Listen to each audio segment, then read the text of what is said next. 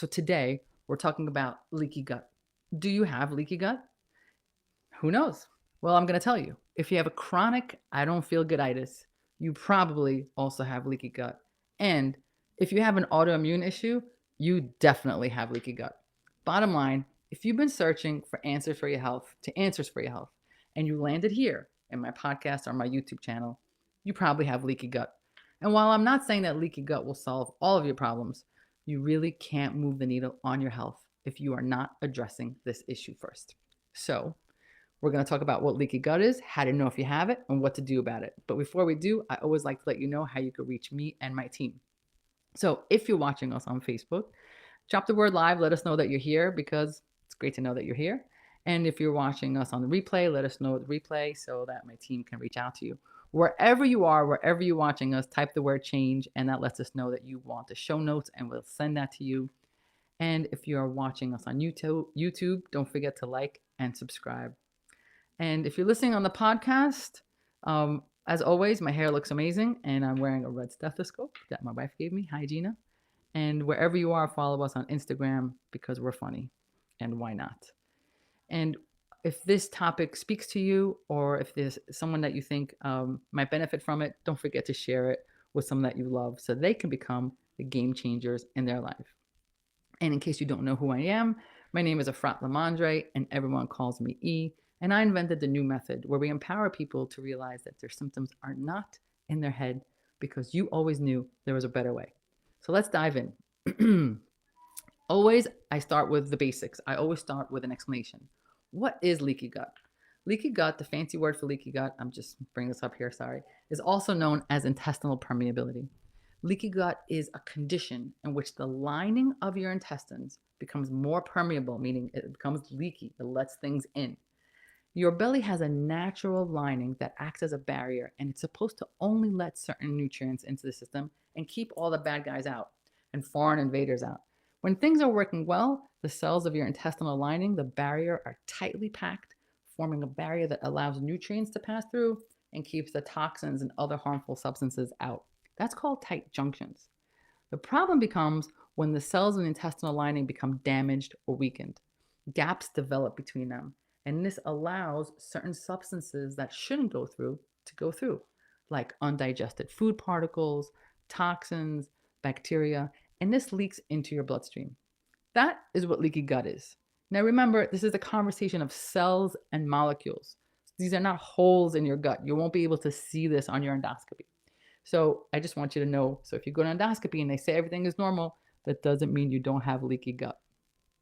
Let's talk about what causes leaky gut. How could I possibly have leaky gut? I've been to the GI 1,000 times. They told me everything is fine. What causes leaky gut? Well, there's a few things that can cause. And of course, the most common thing is a poor diet. I know I say it every week. I'm sorry. There's no shortcuts. Processed foods, refined sugars, unhealthy fats, they damage the lining of your gut and make it more permeable, more leaky. This is why when I talk to my patients about nutrition, it's not about weight loss. It's about healing your belly. Another thing that causes it is chronic stress. Chronic stress, when you're under constant stress, it releases hormones like cortisol, which damages the lining of your gut over time, causing it to become leaky. And certain medications, NSAIDs, Motrin, ibuprofen, antibiotics, acid reducing drugs, those medications you take because you have that burning sensation, all of that actually contributes to leaky gut. These drugs disrupt the balance of bacteria in your gut, which leads to inflammation and damage of the intestinal lining of the barrier. This is why, if you're watching me and you see me in primary care, this is why I don't write antibiotics unless it's really, really needed, because I don't want to hurt your belly. Bacterial imbalances in the gut, such as like when it overgrows of harmful bacteria, what we call dysbiosis. If we have too much of the harmful bacteria or a lack of good bacteria, that can contribute to leaky gut. This is why I spend so many of my episodes talking about microbiome. If you haven't watched them, what are you waiting for? Go check it out. And here's another important thing that can cause leaky gut, and some people don't know this. If you had an infection or a cold or a flu or mono or Lyme, some type of illness, that can set off the leaky gut. It sets a cascade which then messes with the lining of your stomach. And this is a critical piece because a lot of you come to me and say, I haven't been the same since. This is why. They'll say, ever since I had Lyme, ever since I had a cold, ever since I had COVID, ever since X, I haven't been the same. And for a lot of people, that X factor is the moment that their leaky gut started and triggered, and the cascade starts from there. Okay, so we know what causes it, but what does it do to my health? Like, what's the big deal? Who cares if I have it? Well, it's a big deal. Let's talk about it. Of course, I'm going to spend some time talking about how leaky gut causes autoimmunity, and many of you are here for that. But there are other things that it causes besides autoimmunity. First, kind of obvious, is nutrient deficiencies. When the gut lining is compromised, it interferes with absorption of nutrients from food, and this can lead to deficiencies in vitamins and minerals, which of course leads to other problems. Digestive issues, also kind of obvious. You have leaky gut, you're going to have more likely to have bloating, gas, diarrhea, constipation. All of that is because of leaky gut. And it can lead to the symptoms that people call IBS. So, all those symptoms. But it also can lead over time, this constant inflammation can lead to IBD, which is more serious, inflammatory bowel disease. So, we really want to get on that. Some things that people don't realize is connected to the microbiome or to leaky gut is skin problems. Leaky gut can contribute to skin issues, eczema, acne, psoriasis. Skin is belly, skin is belly, skin is belly. Like maybe I should get a t-shirt that says skin is belly. If you have a skin issue, you have a belly issue. End of story. You have skin issue, you have a belly issue. Fix your belly, your skin will get better. Another thing that leaky gut causes is mood issues. There is so much evidence that mental health is connected to the gut. It's connected to your overall mood. It's connected to mood disorders. It's connected to depression, anxiety. Fix your gut and you fix your brain. Chronic inflammation. Leaky gut also causes chronic inflammation. And that's kind of like the hallmark of leaky gut. If I have leaky gut, I have inflammation. And so many of you will say, I just feel inflamed. I just feel like I'm constantly inflamed. It is probably from your leaky gut and the source of most of your inflammation. Now, it's not just how you feel, but that inflammation can cause cardiovascular disease, diabetes, cancer. So fixing this source of inflammation is super important. And of course, leaky gut can also cause immune dysfunction. So in addition to autoimmune, which I haven't even begun talking about, but it could also overall mess with your immune function, making you more susceptible to getting colds. So many people will say, I don't know why, I'm always getting sick, but every time I go to a medical provider, everything is fine. You might be getting sick all the time because your immune system is constantly dealing with your belly, and there's only so many battles that it could fight. And now we're going to talk about how leaky gut triggers autoimmunity. So many of you are here because you either have autoimmunity or you're concerned that you might be cooking an autoimmunity. If this is where you're at, we need to talk about leaky gut. Leaky gut triggers autoimmunity in two ways. Now, this gets a little technical, so stay with me here. Or you could fast forward and watch me on double speed. But this is important. I want you to understand why, because so many people don't understand the connection between, their autoimmunity, their rheumatoid arthritis, and their belly. How is it connected? It's totally connected. So there's two ways that your leaky gut affects autoimmunity. One is that it triggers an immune response. I'm going to explain what that means. And two is that it creates chronic inflammation. So let's start with immune response. This is where it gets technical, okay? So we said that when the lining of the intestines becomes leaky, it lets certain things in, toxins, bacteria, undigested food particles. So now this body sees these foreigners and it triggers an immune response. That means the body starts sending immune cells like white blood cells and antibodies to identify these guys and neutralize them. Now, usually this is a good thing. It's a great thing. The immune system is very good at identifying foreign substances.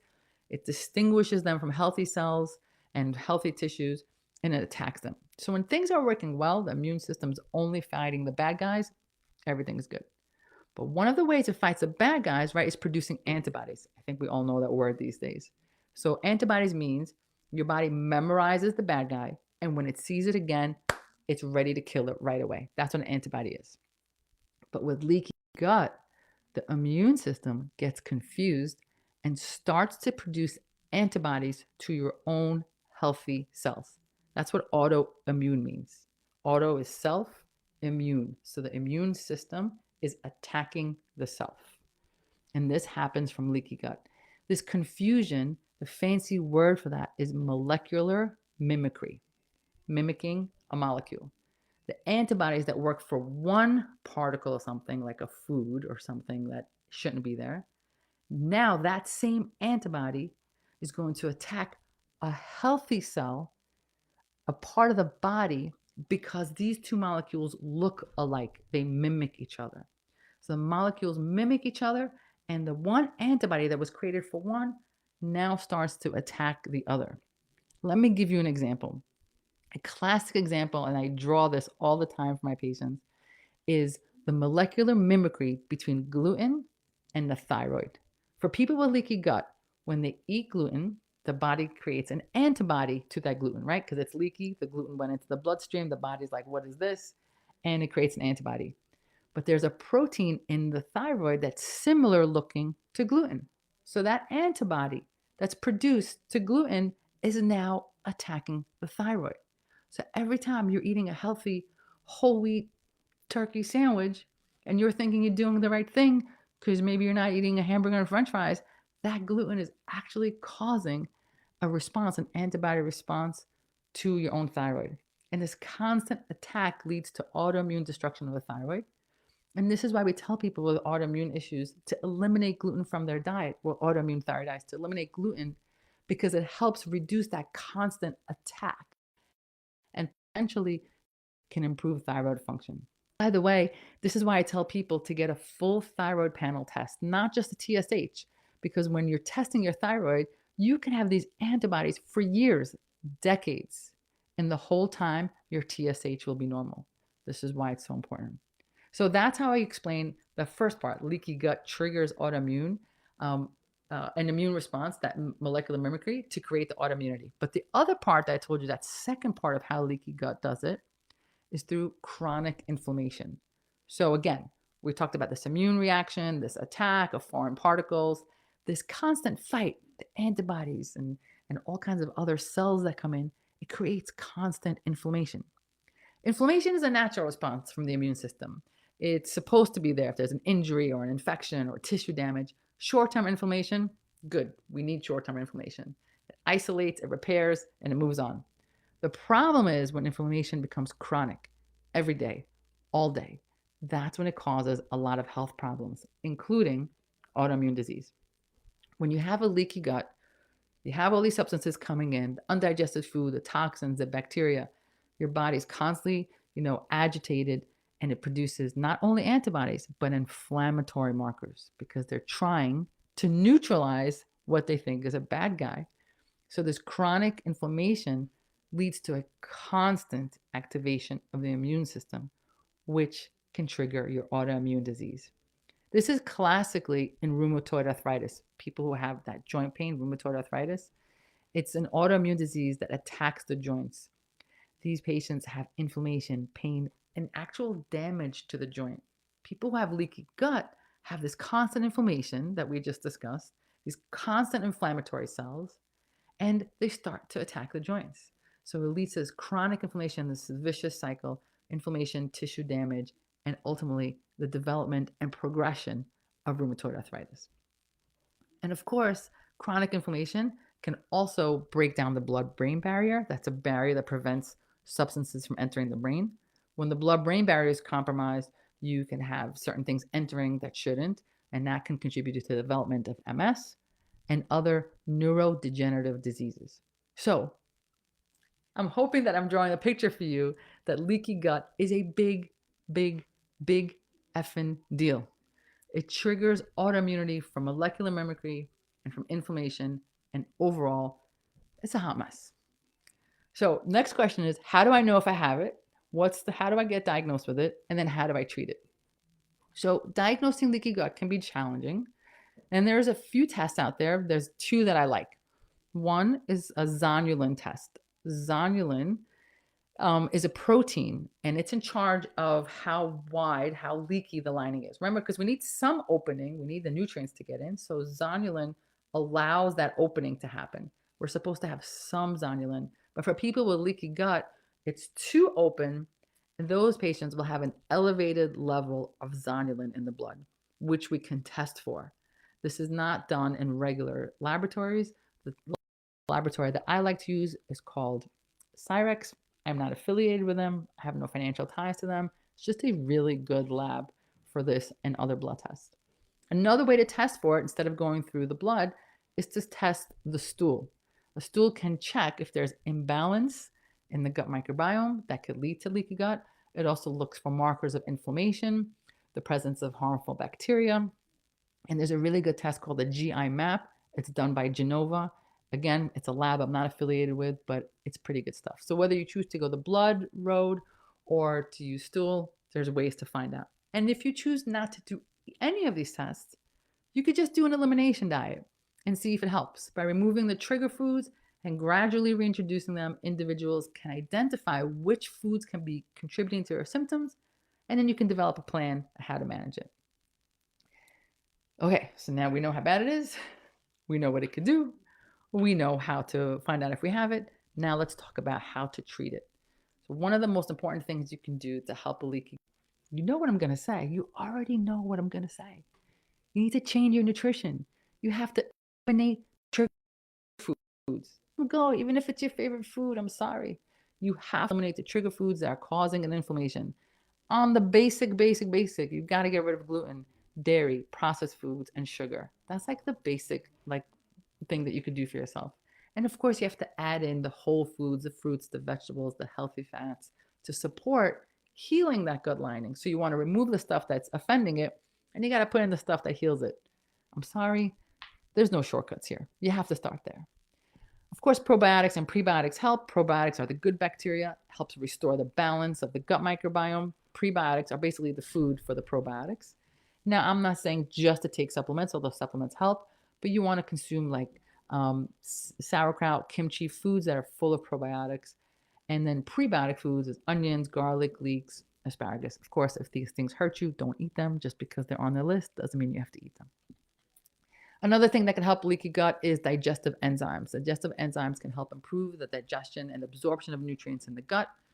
They reduce the burden on the intestinal lining because they help move things along. So taking a digestive enzyme supplement with meals can help gut health and reduce the symptoms of leaky gut. Specifically, a great supplement for it is glutamine. Glutamine is an amino acid that plays a key role in maintaining gut health. It really helps that lining, and it helps that barrier get strong. Omega-3 fatty acids, yes, it's great for heart. Yes, it's great for brain. It's also great for your gut lining. So take an omega-3 supplement. And after we talked about food and supplements, I need you to also think about stress management, because chronic stress can contribute to gut inflammation, make the symptoms worse. And so you have to practice reducing techniques, yoga, meditation, deep breathing, because you could be eating all the gluten-free stuff in the world, but if you're level 10 all day long, your gut is going to have a hard time healing. So here's the recap. If you made it this far to my podcast or my video or this episode, you're probably not feeling that great. And there's a reason why you're here. You're either already diagnosed or you're on the search for a diagnosis. Wherever you are on the journey, fixing your belly is the epicenter. You have to start there. Leaky gut causes so many issues, from GI upset to skin, all the way to autoimmunity. And I'm not saying fixing the belly is the only thing you need to do, but it's an important part of your treatment. And there's so much information out there, so you have to find yourself a guide. And if you want to work with me and my team, we are the New Method. New is spelled with a K because you always knew there was a better way. And we are just about on every platform. Let me put it up here. You can work with us at the New Method everywhere. Everywhere except for Twitter, because I talk too much. Wherever you decide, whoever you choose to work with, I just want you to get better and find your path to health. I hope this helps. I'll talk to you guys soon. And remember, you always knew there was a better way. I'll see you next week.